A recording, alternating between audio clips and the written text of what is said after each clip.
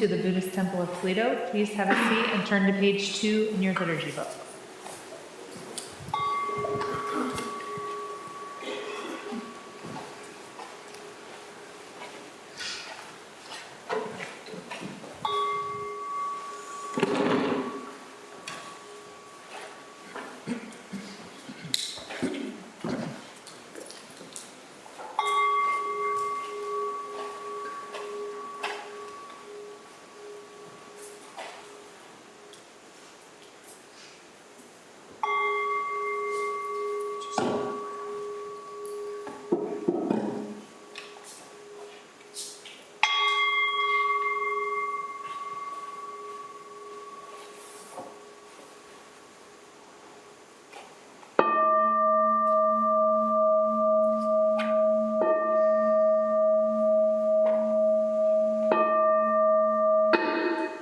Gata of atonement,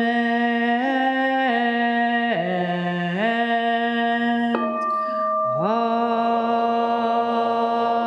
evil karma ever committed by me since of old, on account of my beginningless greed, anger, and ignorance, born of my body, mouth, and thought, now I atone for it all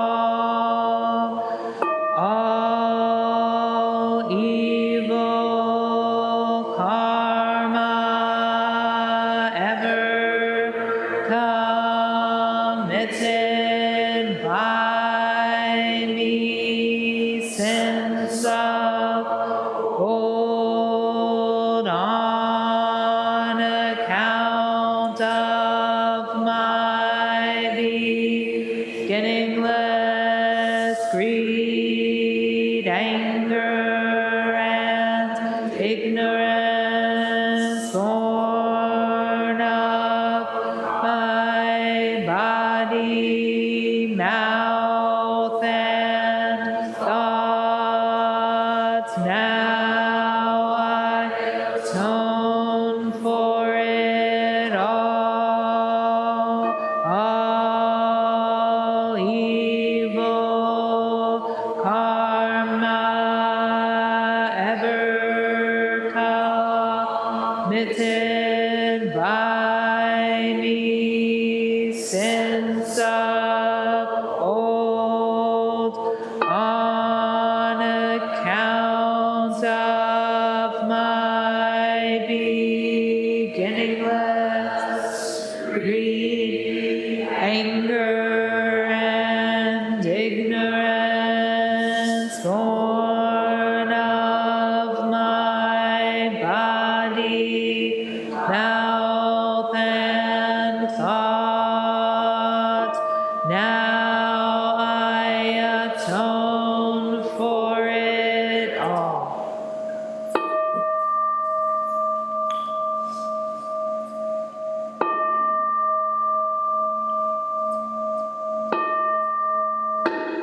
Nikaya 3 Refuges.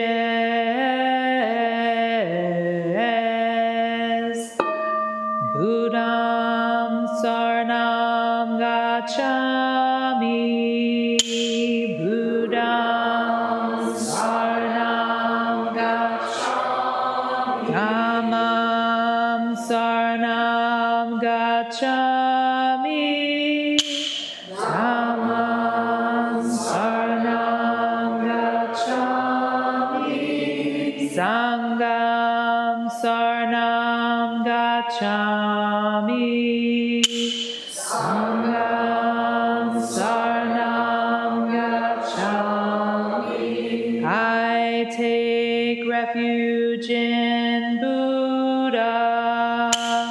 I take refuge refuge in Dharma. I take refuge in Dharma.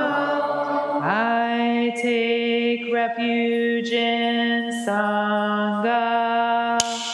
I take refuge in Sangha.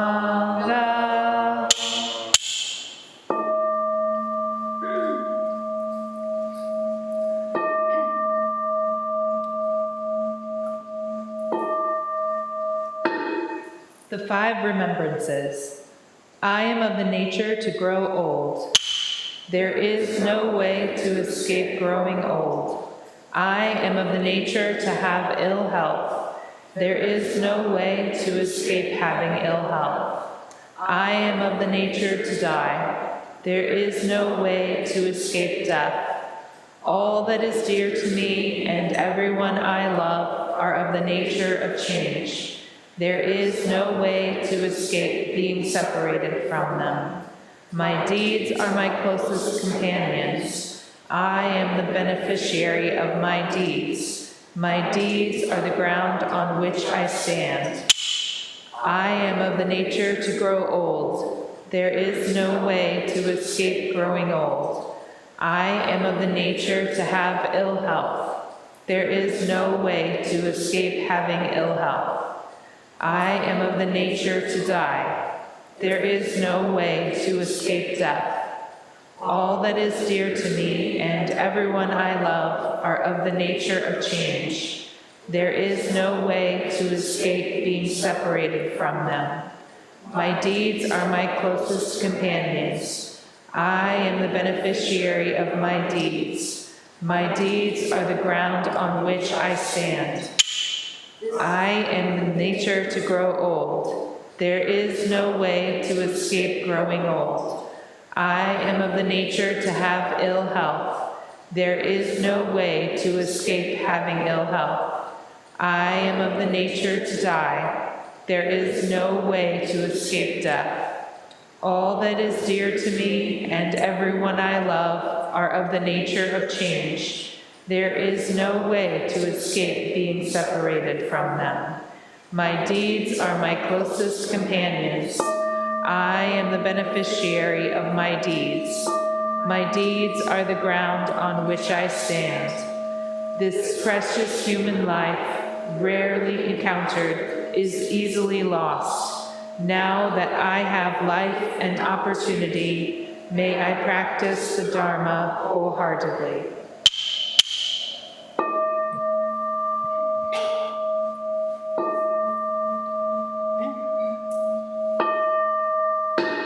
Mahayana Refuge. In my heart, I take refuge in Buddha, Dharma, and Sangha. May I liberate suffering beings and bring them to great joy. May the compassionate spirit of love grow within me, that I may actualize the great way. In my heart, I take refuge in Buddha, Dharma, and Sangha. May I liberate suffering beings and bring them to great joy. May the compassionate spirit of love grow within me, that I may actualize the great way.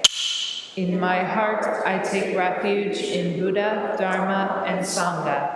May I liberate suffering beings and bring them to great joy.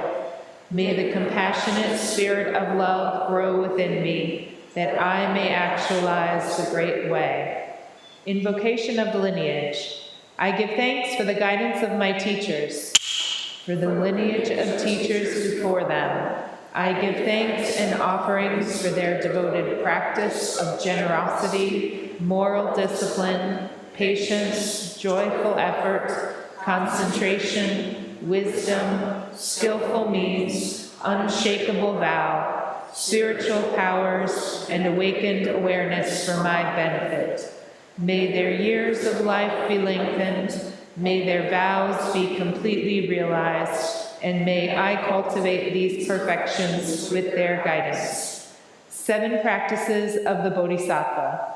I bow down in body, speech, and mind. I offer the best I have to give. both real and imagined, to fill the space between us. I regret and purify all transgressions. I rejoice in all virtues. I request you to remain until total enlightenment. I request wise and compassionate guidance. I dedicate my merit for the sake of all beings. Generating love and compassion. May all sentient beings be free from clinging and hatred, being close to some and distant from others. How wonderful it would be. May this be accomplished. I will free them from clinging and hatred. Bless me to accomplish this. May all sentient beings enjoy happiness and the causes of happiness. How wonderful it would be. May this be accomplished. I will bring them happiness and the causes of happiness. Bless me to accomplish this. May all sentient beings be free from suffering and the causes of suffering. How wonderful it would be. May this be accomplished. I will free them from suffering and the causes of suffering. Bless me to accomplish this. May all sentient beings have the joy that has never known suffering. May they be free from clinging, hatred, jealousy, miserliness, doubt, pride, wrong view, ignorance, and dualistic thoughts. How wonderful it would be. May this be accomplished. I will bring them to this state. Bless me to accomplish this. Please stand for the Enmei-juku Kannan-gyo.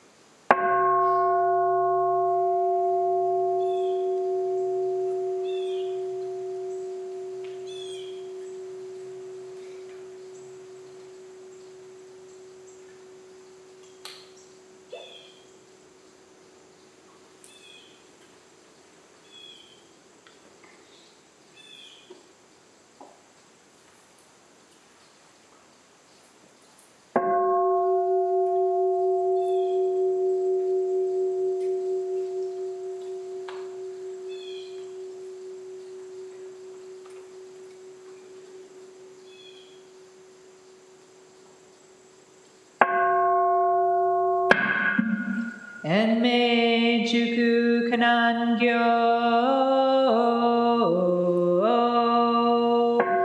Kanzeya namu butsuyo butsu en-yo butsu en-bobo so en-jo raku-ga-jo shonen kanzeyan bonen kanzeyan nen-nen jushin-ki nen-nen furishin kanzeyan namu butsuyo butsu en-yo butsu en-bobo so en-jo raku-ga-jo chonen kanzeyan bonen kanzeyan nen-nen jushin ki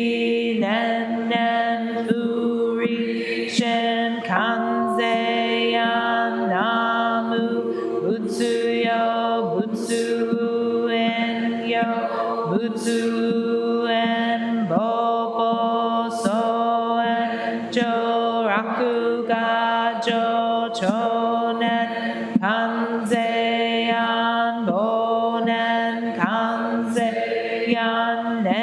nen ju shin ki nen nen tu ri shen, absorbing world sounds awakens a Buddha right here, this Buddha, the source of compassion. This Buddha receives only compassion. Buddha, Dharma, Sangha, just compassion. Thus the pure heart always rejoices in the light. Recall this in the dark. Recall this moment after moment. The true heart arises time after time. There is nothing but this absorbing world sounds awakens a Buddha right here. This Buddha, the source of compassion. This Buddha receives only compassion. Buddha, Dharma, Sangha, just compassion. Thus the pure heart always rejoices in the light. Recall this in the dark. Recall this moment after moment. The true heart arises time after time. There is nothing but this absorbing world sounds awakens a Buddha right here. This Buddha, the source of compassion. This Buddha receives only compassion. Buddha, Dharma, Sangha, just compassion. Thus the pure heart always rejoices in the light. Recall this in the dark. Recall this moment after moment. The true heart arises time after time. There is nothing but this. All living things are one seamless body and pass quickly from dark to dark. We remember you who cared for us and are gone, you who are ill, you who are at war, who are hungry and who are in pain. May you heal and have peace. We especially dedicate these merits to Wayne, Katrina, Tracy, Martin, Graham.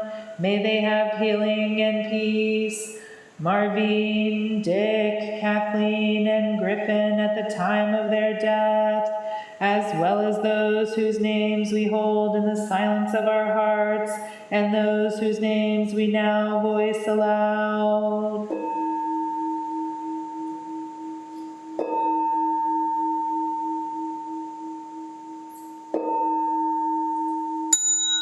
May we live in perfect peace with Buddha Dharma, and may we realize the Buddha way together.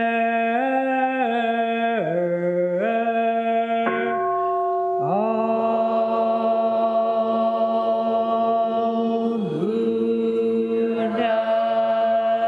Buddhas throughout space and time, all honored ones, Bodhisattva, Mahasattvas, wisdom beyond wisdom, Mahaprajna, Paramita.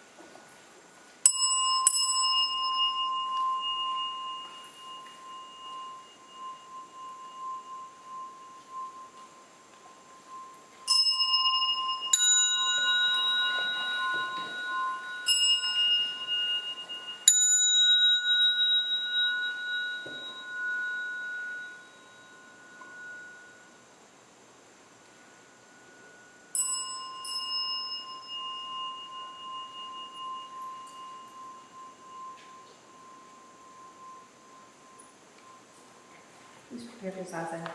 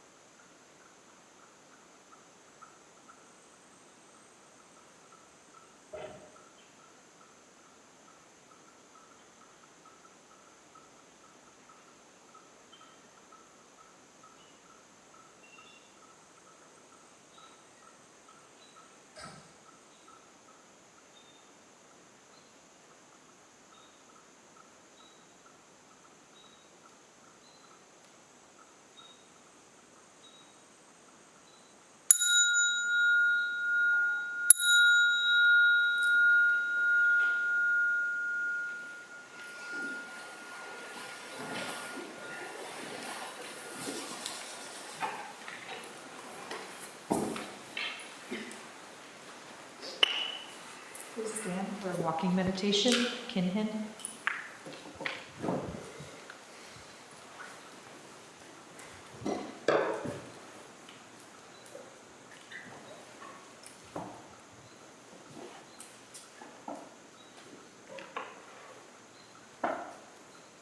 At the sound of the clappers, first and third rows will turn to the right. Second and fourth rows will turn to the left. Please follow the person in front of you and pay attention.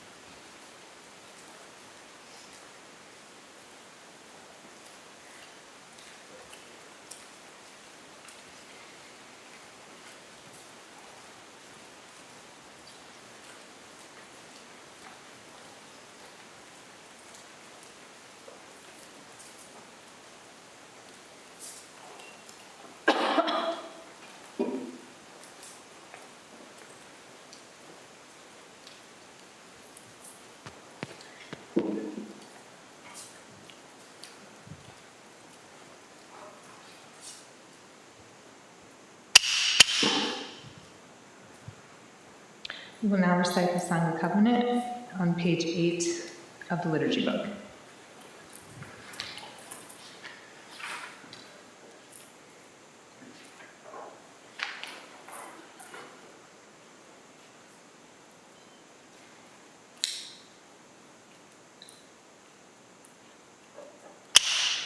We, the Daishin Kokoji Sangha, with respect for the worth and dignity of each person, with wonder at the wisdom and compassion we seek to cultivate by practice, and with deep gratitude for the teachers of this lineage and our connection to one another, covenant to support each other by upholding the precepts of doing no harm, practicing good, and actualizing good for others.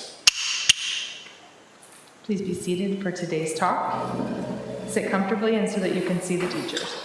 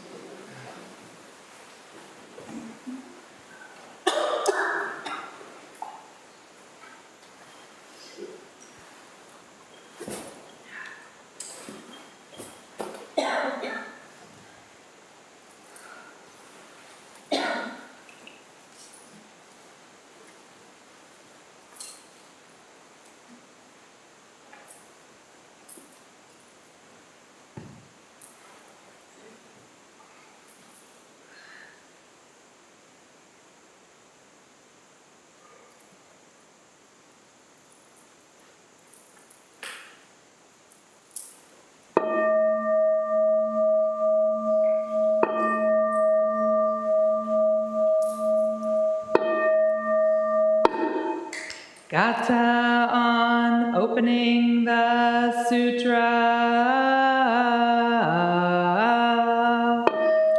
The Dharma incomparably profound and infinitely subtle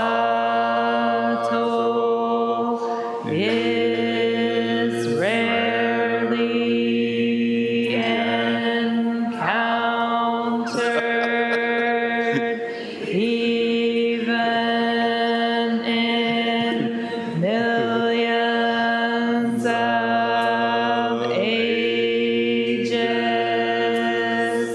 Now we see it, hear it, receive and maintain it.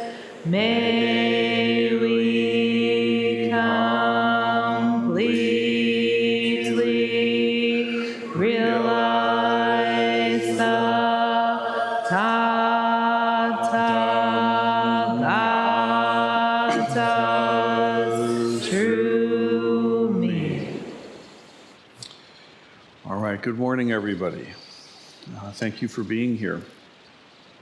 I'm not in my robe today because I have no idea how I would navigate putting on a koromo and an okesa with a sling. I have a sling here, and so I would like to explain a little bit about why that's the case. But the title of the talk is Practicing with Illness, and also Practicing in Community. Okay. A quick, probably unnecessary prelude, but we'll do it. This is a sports injury from my strength training stuff, and so I was doing a very impressive overhead deadlift, and it left an impression. And so I really was doing nothing reckless or dangerous. I have a full-time coach that's helping me with this, and still bodies are bodies, things are things. And so the quick version of the story is that I'll be fine. I don't need any surgery. Dr. Lou, whom I'm very grateful to and very fond of, many in this community are, has given me a non-surgical path that I have high confidence in, and yeah, it's fine. So I'll just have to endure this sling for a while, 6 weeks, something like that. Acupuncture, I have to put this very strange, to me, smelling paste. You know, I get like a teaspoon and a half of God knows what's in this herbal whatever that is, and you take the powder and you take as much honey and you mix it up and a few drops of lemon juice, and it makes kind of a gross smelling peanut butter consistency thing. And then I've got to smear that all over and put gauze and some cologne. And then once a week I go and get treatments, and it'll be fine. But it gives me cause, it gives me a reason really to discuss something that every one of us will face at certain points, probably most, if not all of us have. And that has to do with how does one practice with illness? The typical pattern is that we bounce along in the body, and if we're lucky enough to have a relatively normative experience, we don't pay it a whole lot of mind. We stub the toe, we get a cold here and there, but you know, no big deal. And then suddenly, that changes, okay?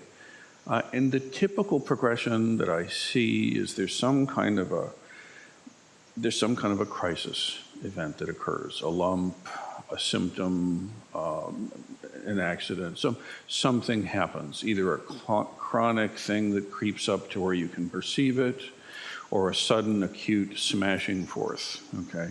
And what most people do when that happens is they get pissed after they've been in shock. Like you know, the stages we all heard of. You can't believe this is happening. You're completely pissed that this is the case. You're scared to death of it. How could this happen to me? Me? How could I fill in the blank? You know, and you go through that process. And then most people, that crisis phase includes all the denial and anger and depression and stuff. And then you go through the process of getting a diagnosis, okay? And so that's, you know, that's its own journey, right? And then whatever the treatments are, most people, when you get to the treatment, they kind of think of it like a tunnel they have to get through.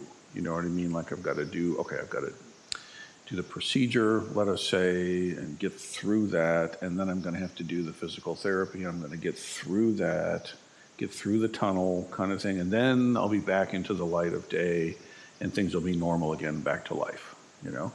And, you know, if everything goes ideally well for that person, it all works out that way. They have the event, they tunnel through, and then they come back to the light, and they forget all about the whole damn thing and move on. Thank you. Until the next one. So someone who's a practitioner, none of that is acceptable. That is not the way that one who's a practitioner of the Dharma ought to work with this situation. In steady contrast, okay? There's no difference about the fact that you're going to have health events, whether self-inflicted out of good motives or genetic luck of the draw, or just random chance. There's no way to escape the fact that eventually something's going to come up, including you will die. Hooray, right? So the Dharma practitioner, when this event occurs, should not be surprised and should move immediately to acceptance, or at least pretty damn quick. You can pout for a little while, you can curse for a moment or two, but honest to God, the process should be pretty quick, right? We have these 5 remembrances. I am of the nature to have ill health. There is no way to avoid having ill health, okay? So when the next diagnoses, or you slip and trip and suddenly your knee is not what it once was, or whatever it is that comes up, okay? This is the nature of being in a human body, right? This should be, I mean, it's always a little shocking when it's your turn, but pretty quickly it's like, oh yeah, this one, that's right. right? The same way as everyone I love is of the nature of change. There is no way to escape being separated from them. I'm not saying it makes it all glitter and rainbow, but at least the rage and denial and depression and how could this happen to me, all that stuff, you can just, there's enough to deal with. You don't have to add that. You know what I mean? Just, well, why is my arm in a sling? Because I have an arm. You know what I mean? I mean, that's basic stuff, right? Or at least the possibility of having your arm in a sling or losing the arm. It's a possibility because you have an arm. Why is it that my body becomes ill? Because you're a body. Okay, the Buddhist teaching is relentlessly honest about things. Okay, it's not a punishment from some deity who's testing your worth. It's not. There's no need to blame the victim and take it upon yourself that if you were only thinking correct thoughts, you would never have this, whatever it is. Not so. Not so. Dear one, it is the nature of each of us to have ill health, and we all take our turns experiencing these things in minor and not so minor ways.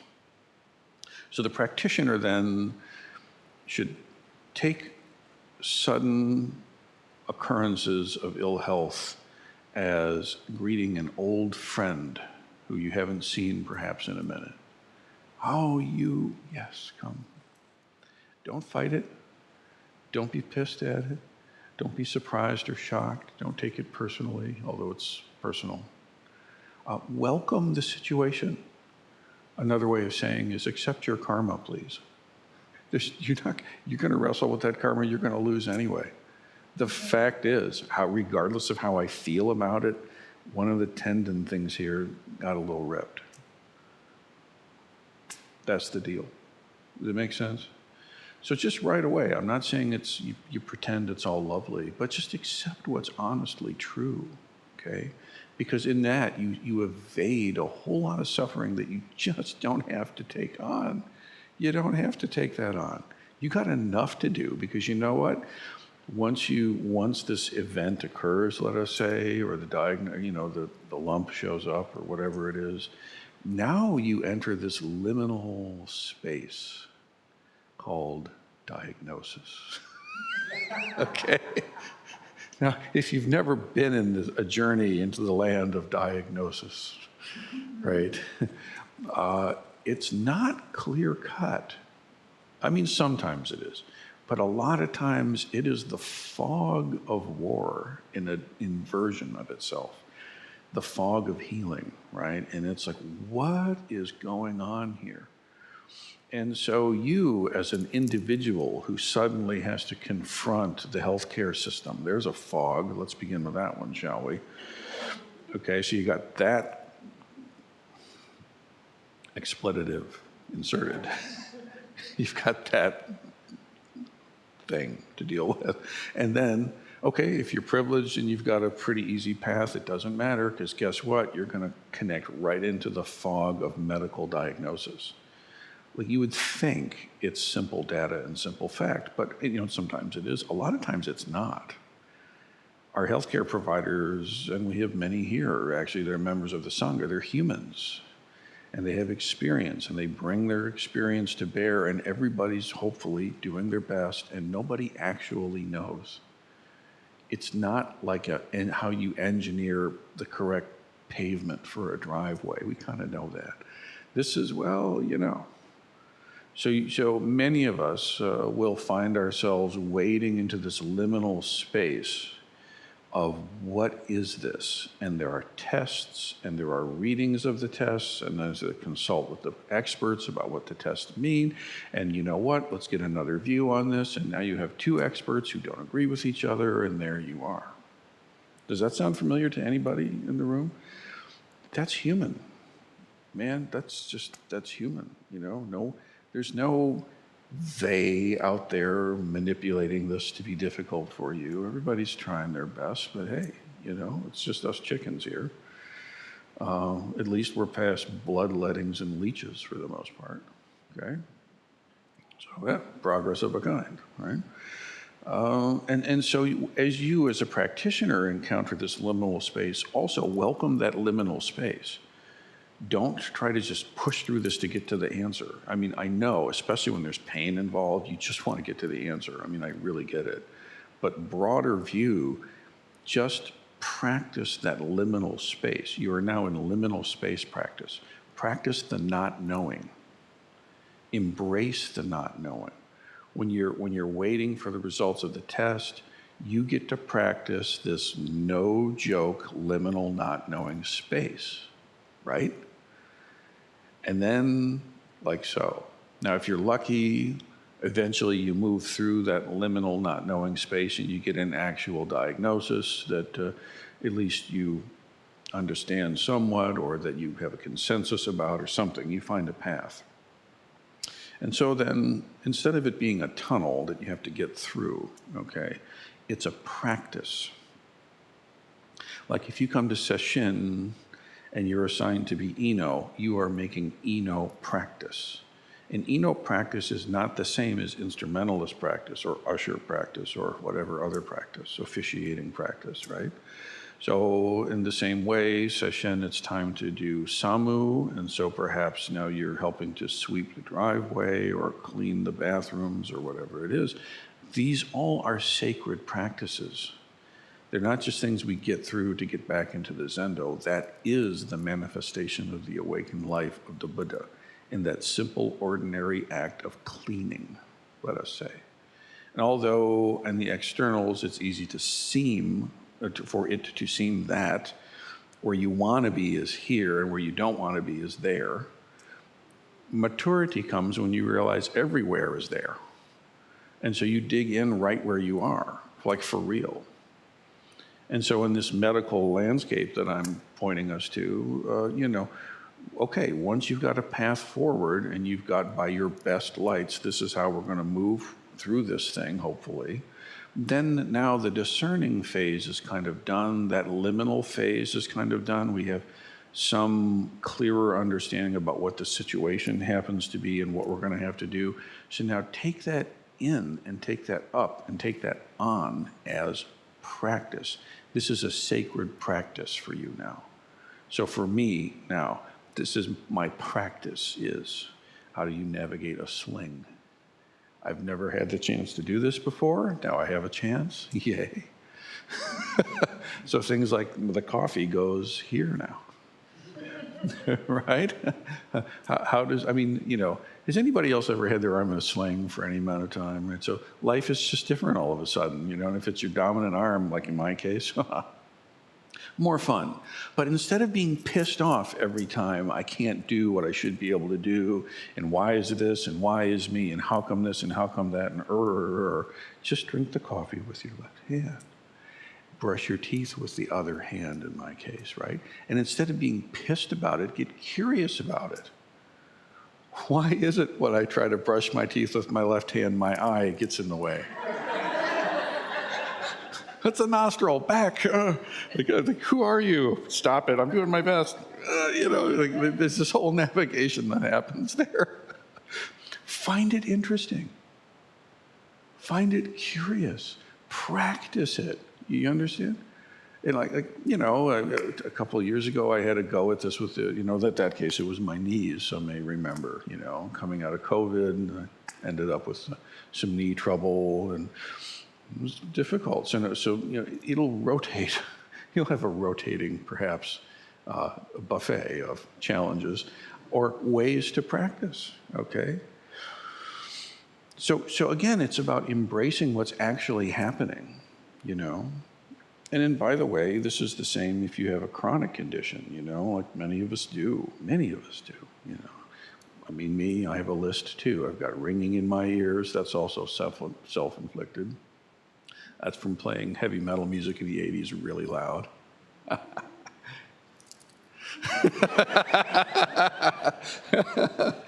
But, okay, so now I live with this thing, right? Oh, that's not so impressive, but it is for me. Again, it made an impression, right? Scoliosis, most people have heard me mention, which isn't helped by this, by the way. It kind of sucks. But there's chronic things, right? And so working with those chronic things, that's your practice now. I have ringing ear practice, and I have challenging back practice, and I have arthritis knees practice, see? And instead of stomping the feet and being pissed, take it up and actually practice it, because guess what? That stuff isn't going to change regardless of what I think about it or feel about it. Make sense? So you do everything you can do to stave off in advance and to mitigate the troubles and take all corrective action you can, and you are still of the nature to have ill health. That's the deal. We all have a one-way ticket, okay? It's going one way. And in my case, it's going right to there, where that cemetery is going to be, right behind me. It's a matter of time only. And I know that, and I embrace that. And the knowing of it and embracing of it makes this moment all the more precious, right? Now, if you're lucky enough to be in a situation where instead of getting through the tunnel and getting back to the light of day, you do your procedure, let us say, you do your PT practice, and you put your goop on or whatever, and then you're basically back to normal again. Dear one, don't forget about it and move on. Absolutely not. Why would you do that? Instead, what a practitioner will do is embrace a new level of full contact life.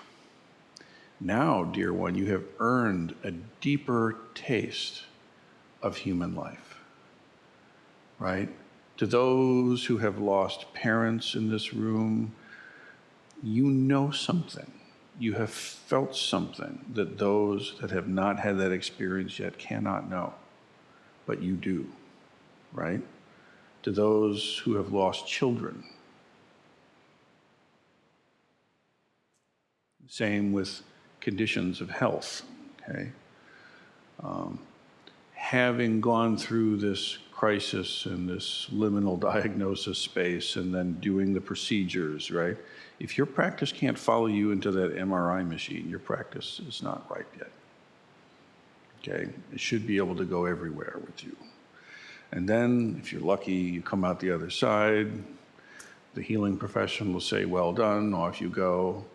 And what you want to do is actually savor the nutritional value of your newfound hard-won knowledge and let it fuel your compassion. Let it fuel your empathy. You now know from the inside what it is to have no access to your dominant arm. Wow. Have I had an education in something that I didn't know before, right? And so when you see that veteran who comes back from 2 tours abroad without their arm, I hope you would see it differently. I hope you would see that veteran or that person as a full and complete human being. And you, or let's say I, as far as we know, will be lucky enough to have full use of my arm again. There are many for whom that is not on the table as an option. And that might be me, that might be you. It will be all of us, at least, in death. So using this experience as fuel for compassion, right? As fuel for your empathy, for your awareness, and also to highlight the preciousness of the fact that in this moment you have human life. You have the opportunity to practice the Dharma. So let's not waste it, right? And in this way, every single event, every single difficulty and challenge that comes up ends up ramping up your gratitude and ramping up your compassion, as opposed to ramping up the disassociation, the anger, and the distraction mechanisms, right? And then some people, then they go through a difficulty and then they just don't even want to see anybody who's had trouble. I don't want to see it, I can't deal with it. Because they're scared. right? I get it. I know that fear too. But you know what? There's a better way than just, I can't see this. I don't want to deal with it. Look firmly. Do not turn away. Embrace what is actually true. This is what bodhisattvas do.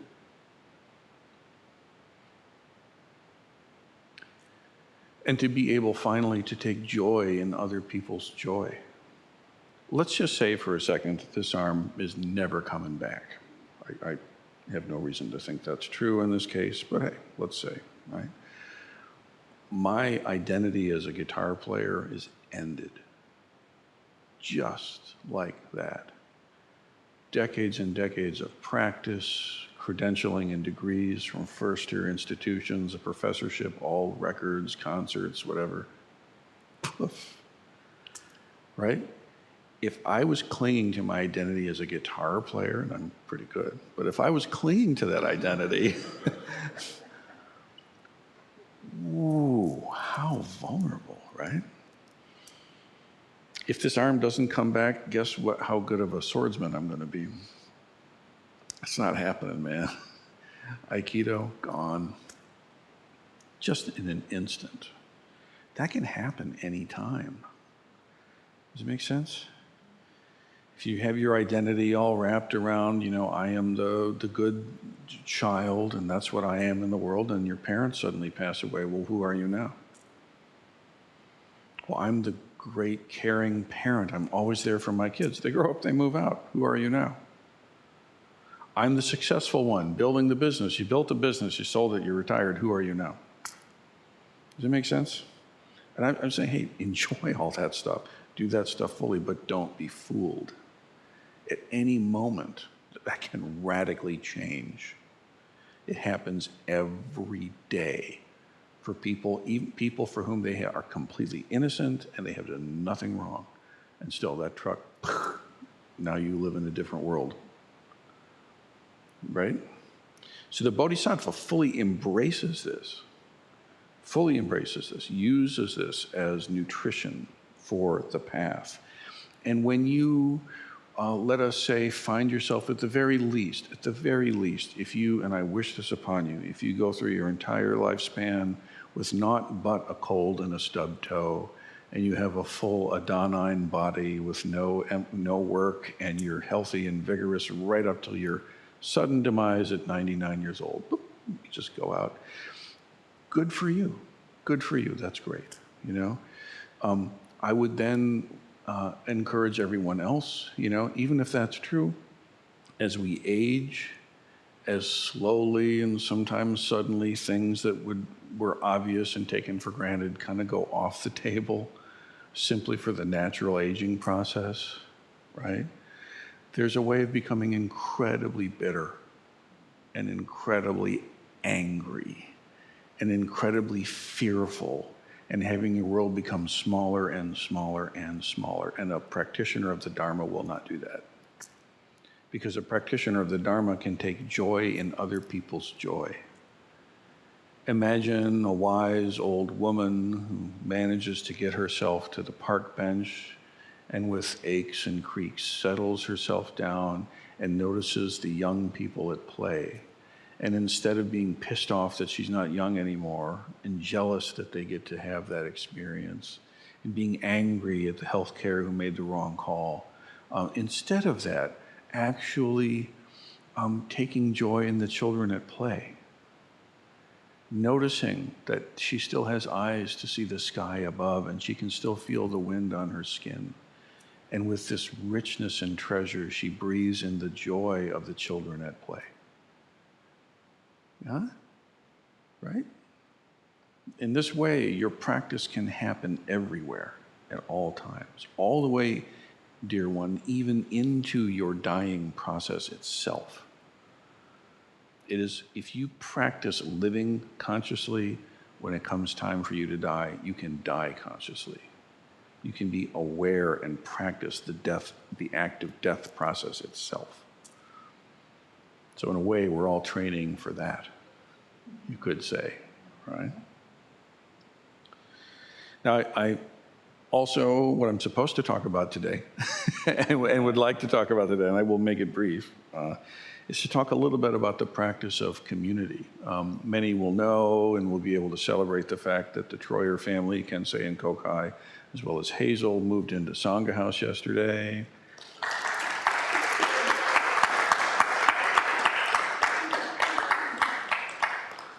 Not one hand clapping. And so that gives cause to frame just a little bit this whole residential thing. And so what I'd like to say about this is that why even have a residential practice option? Like, why does that matter? Okay? And right now we have two ways of engaging that practice. And it matters because since the very beginning of the tradition, there have been those who have had the causes and conditions ripe enough to actually live in proximity or live in the place of the teaching and the training. And that's just a really good thing to do if it works out. For certain people at certain times in their lives, it can be an immense boost to the practice to really dig in. But there are some dangers, there are some challenges, and there are a couple of different ways it can look. I mean, there's the practical reasons of access to the teachers and access to the community and chances to contribute and be kind of formed by this tumbling. Reverend Shokai pointed out a sack of yak bones that you shake and it becomes smooth. You know, the more you're in the tumbler, the smoother you get. Okay, so residential training, it's a tumbler, so good for you, right? And then we have two, I'll say it, there are also magical reasons for being in residence. There's things you can't put on a spreadsheet and explain readily about why it's useful to come into residence. I think if you're here for any amount of time, in some way you will encounter some of the magic of the tradition and the place and the ancestors. And we should all be humbly grateful for that blessing and that help. And if you're in residence, you're stepping right into the wave of that stuff, and it's a good thing. Now, we have looked extensively at how this could look. In fact, a team has been meeting for almost a full year. And we've researched many peer institutions and looked at different models, and it basically comes down to most, if not all, residential training programs center themselves around the monastic model. And we do that too. We have our summer residential program that Reverend Kaishin is the coordinator for, and that's a monastic situation. It's not quite as rigorous as session, but it includes a full session in there. But what you're basically signing on to is a schedule, okay? You're signing on to a schedule and living with people that you don't know who they're going to be. But you're going to make the schedule happen, and you're going to live in a monastic life for 4 weeks at most. That's it, okay?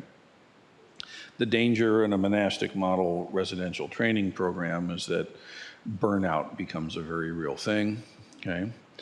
And then also, if someone spends a real long time in that kind of residential training, they lose contact with how to navigate the world. Okay, there's kind of a world-leaving path that is the monastic. In its fullest expression,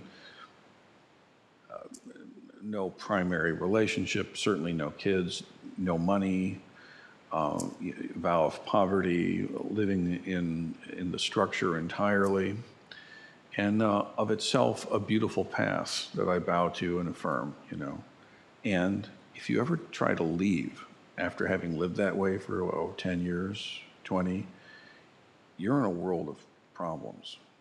I know a lot of folks that have left those long-term residential trainings, never intending to leave, but suddenly having to, and confronting a world that they have not developed any chops in at all. Can you imagine being in your mid-50s, confronting the world with all the relational development of a 18-year-old or less? Marketable skill sets, none. What did you do? I was a monk. You know, it sounds romantic. It sounds romantic, but when you actually know what it means, it should scare you, right? So in our path, we do embrace the monastic training. In its fullest form, it's sesshin. When you come to sesshin, you're a monk for a day, at the longest for a week. And then you're mom again, and then you're the engineer again, or then you're the student again, whatever you are. We come in, we go out. That's a conscious behavior. And the month-long residential training is not entirely sesshin-focused. It's residential life, but it's schedule-oriented, and it's limited to only that month in the year. And it's a great experience. I'd encourage everybody, if you're at all interested in that, that's open to anybody in the Sangha who's a member. It's not too early to be thinking about summer 2024. And I'm happy to say that this year, that program is going to have 3 full weeks of just residential life, plus the Jukai session as a capstone. It's really nice. It's not the Sangha house, however. Sangha house is something else. This is the residential program that, to my knowledge, is pioneering. And I could be wrong, but I don't know that I'm wrong. And it's pioneering in the sense that rather than being a world-leaving residential Zen training, it's a world-affirming residential Zen training program. So rather than centering itself around a schedule, it centers itself around a process, a holistic process of regularly checking in and making sure, how is this working for you? How is this working for your family, if it happens to be the case that there's a family in there, as there is now? And so rather than saying, and this was kind of the breakthrough, honestly, and so rather than saying you will sit every day from this to that and be here from this to then, and we're not doing that at all. What we're doing is we're saying, you're in residence, and let's see what your residential training ought to look like, given your life. And it's still residential training, right? The danger of the monastic model is burnout. The danger of the sort of world-affirming one is just being too floaty, too vague, you know? The monastic schedule is not vague. That is not its weak point, right? And so the idea is that we meet with residents monthly and just do an honest, authentic assessment. You know, anyone who's in residence at Sangha House, whether they are formally a Shoken student or not, they must become and be acceptable as a provisional Shoken student. So we have that covenanted agreement about how to work together. And then we have to holistically look at what is your training life and what is your life and how does this work, and let's make a little program and let's revisit in like 4 weeks and check in. Is this working? Is this not working? Okay, now what's it look like for the next 4 weeks? And in this way, we can make decisions that actually help. Does that make sense to everybody? So for example, if in some further permutation, let us say there's a couple of young people that are trying to get a credential at the shop down the way here at the university, that'd be a very viable option. But we have to make sure it's actually Zen training. It's not just a crash space. It is not a crash space. We are not providing emergency housing for housing insecure folks. That's a noble charge. That's not what this is, though. This is Zen training. And in the same way that our entire temple is responding to the koan of how do you have a world-affirming, real-deal Zen training temple, right? It's the same thing in this Sangha house. How do we have a world-affirming residential training practice? And I'm delighted that we're lucky enough to have Kensei and Kokai and Hazel as well as our intrepid pioneering adventurers.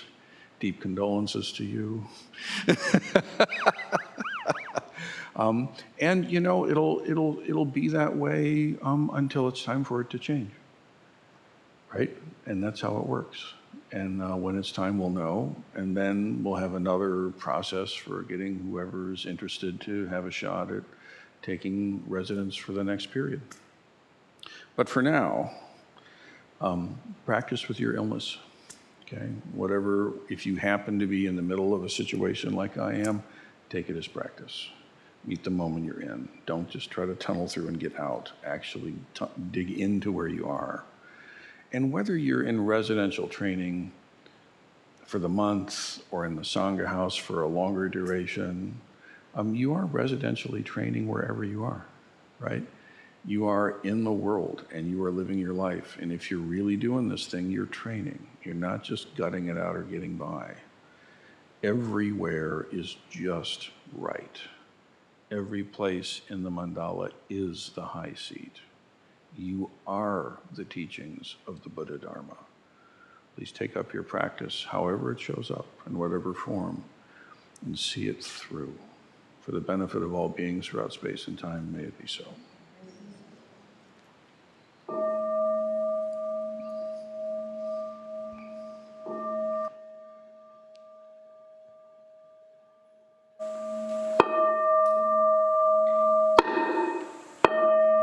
Beings are numberless.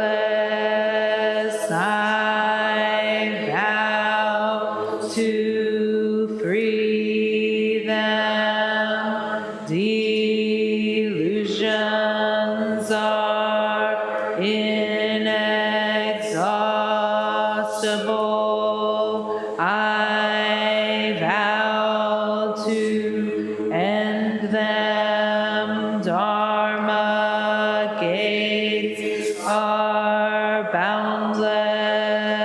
I vow to enter them. The Buddha way is unsurpassable. I vow to embody it. Beings are numberless. I vow to free them. Delusions are inexhaustible. I vow to end them. Dharma gates are boundless. I vow to enter them. The Buddha way is unsurpassable. I vow to embody it. Beings are numberless. I vow to free them. Delusions are inexhaustible. I vow to end them. Dharma gates are boundless. I vow to enter them.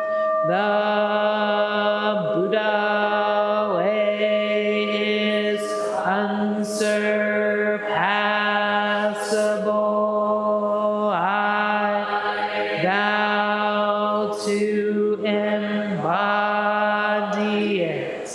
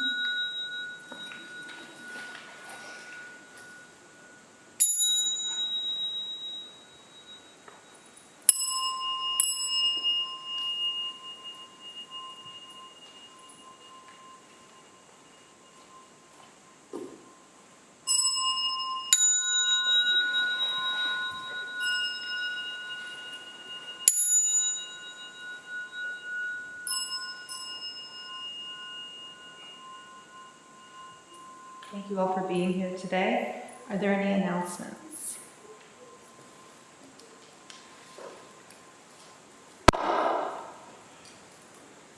My name is Kensei, and I have 3 announcements. Always you can put your practice into action, and I'm going to tell you about them in chronological order. Today, after our delicious pasta meal, if anybody has time, the sentient beings would love extra help in the kitchen. So if that's something you could do today only, that would be fantastic. This week is session. Starts on Thursday. So that means on Wednesday, we can all get the Zendo ready for session. Come to the temple anytime after 3 to 6, stay for service. We'll get everything ready. And then next weekend is just a huge weekend here. Like, if you are a bodhisattva and you are in town and you are well and can come, please do. We are sewing 12 shogun robes, we are making pasta and sauce for a month, and we are planting 2,000, that's not an exaggeration, literally 2,000 plants into the ground, native plants. So please come and help. There is a sign-up sheet, you have an email with a link, please sign up, and if you don't want to sign up and you can't navigate that, just see me, or I will find you probably. It's going to be a fun time. Thank you. My name is Reverend Kaishin. Roshi today mentioned about the summer residential opportunity. More information is going to be coming out about that. But if you think that you would be available and interested in doing that, and it's basically the 3 weeks prior to Jukai session and Jukai session. And if you're interested in that, please see me. There will be more information later, but I'm here. And so if you want to know today, you can. Thank you. As Kensei mentioned, there will be pasta shortly. When you hear the meal bell, we'll do the meal chant, and then we'll all eat together, so please stick around for that. And other than that, please restore the Zendo. Thank you.